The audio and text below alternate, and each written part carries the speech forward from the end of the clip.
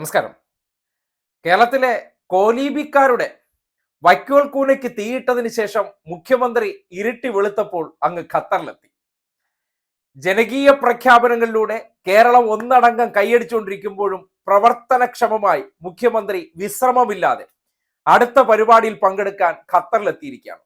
ഇന്നിപ്പോ ഖത്തറിലാണ് ലോക കേരള സഭയുടെയും മലയാളം മിഷന്റെയും ഒപ്പം ഖത്തറിലെ മലയാളി സംഘടനകളുടെ നേതൃത്വത്തിൽ സംഘടിപ്പിക്കുന്ന മലയാളോത്സവം എന്ന പരിപാടിയിൽ പങ്കെടുക്കാൻ 12 വർഷത്തിന് ശേഷം ഖത്തറിലെത്തിയ മുഖ്യമന്ത്രിക്ക് കിട്ടിയ സ്വീകരണം കണ്ണഞ്ചിപ്പിക്കുന്നതാണ്.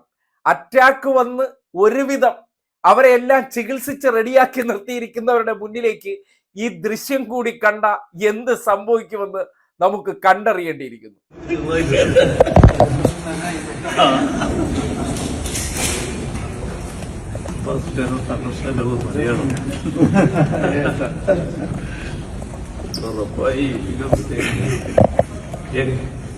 Yes, sir. He's forever young.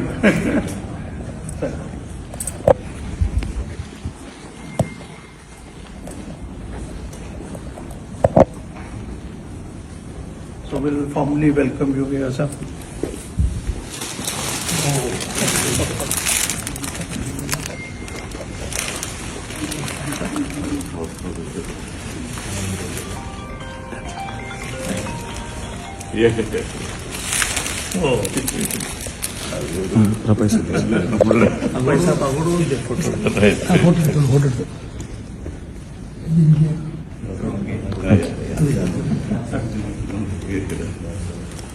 നമ്മുടെ സംസ്കൃതി സെക്രട്ടറി പ്രസിഡന്റും പുതിയ ചെറുപ്പക്കാരി.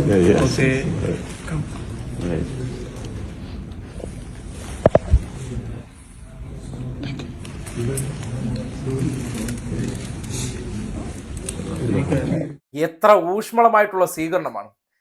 രാത്രി ആ വാർത്താ സമ്മേളനം പൂർത്തീകരിച്ച് മുഖ്യമന്ത്രി ഈ പ്രായത്തിലും എത്ര ആക്റ്റീവായിട്ടാണ് അദ്ദേഹം കർമ്മ മേഖലയിൽ അദ്ദേഹം ഊർജ്ജസ്വലതയോടുകൂടി ഓടിയെത്തുന്നത് നോക്കിയേ.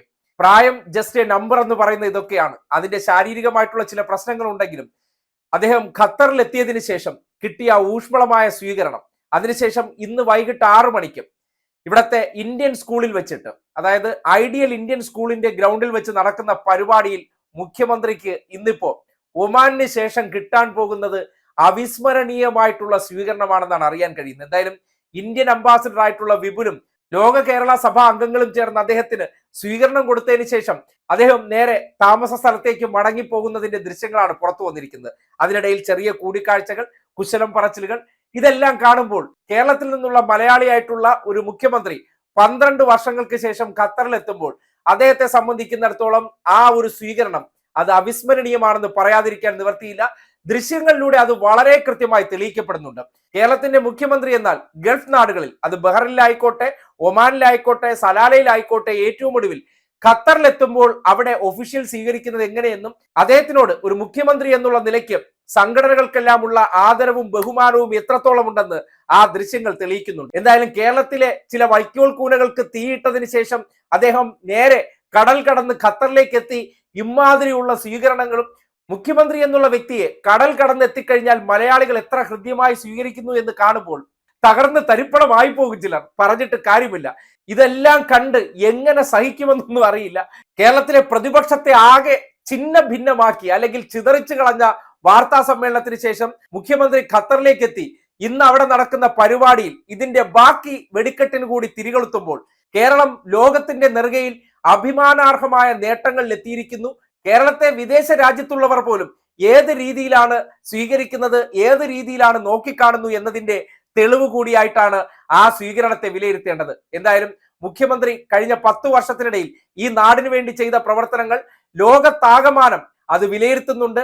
മലയാളികൾ ഉൾപ്പെടുന്നവർ അതിനെ വളരെ ആദരപൂർവ്വം നോക്കിക്കാണുന്നു, വിലയിരുത്തുന്നു എന്നതിന്റെ തെളിവാണ് ഈ കിട്ടിയിരിക്കുന്ന സ്വീകരണമെന്ന് വളരെ കൃത്യമായി പറയേണ്ടി വരികയാണ്. ഒരു വാർത്താ സമ്മേളനത്തിലൂടെ പ്രതിപക്ഷത്തിന് മുഖ്യമന്ത്രി കൊടുത്ത ആ മാനസിക ആഘാതം അതിപ്പോ ഈ ദൃശ്യത്തിലൂടെ കൊടുക്കുമ്പോൾ എന്തായിത്തീരുമെന്ന് ചിലപ്പോൾ ദൈവത്തിന് പോലും നിശ്ചയിക്കാൻ പറ്റാത്ത അവസ്ഥയിൽ കാര്യങ്ങൾ എത്തിയെന്ന് പറയേണ്ടി വരികയാണ്.